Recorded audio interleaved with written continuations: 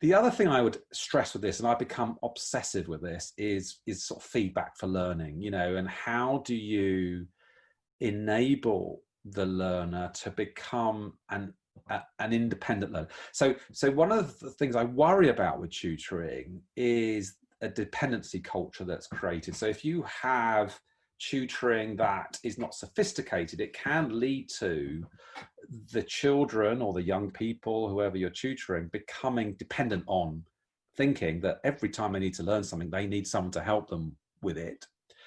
A good teacher or tutor is finding ways to get feedback from their learner to urge them to become more of an independent learner. So you know, knowing where your pupil is in their learning journey and giving appropriate feedback, whether that is content based, whether it's right or wrong, or whether it's about enabling them to think about the strategies for how they approach a problem, or is it about them as a learner, whether they are being, you know, metacognition and self-regulation.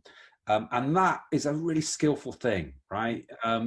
All the teachers and tutors I speak with say, yes, we do feedback. And then when you observe the classroom or the tutoring, you find that we're all, and all of us are prone to this. It's much more difficult than it sounds. And I would actually say more feedback, less teaching in some ways, in the sense that, you know, I think sometimes we, and I count myself in this as a profession, you spend too much on the initial articulation of what you're trying to explain and too little on getting that feedback loop created.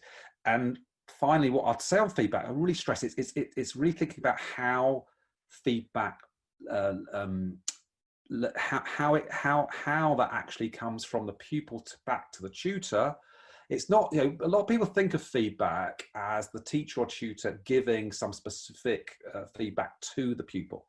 It's really, for me, a two-way process. It's really about how the feedback lands, both in terms of the pupil giving you information of where they are on their learning journey, and then you adapting your tutoring or teaching in light of that evidence.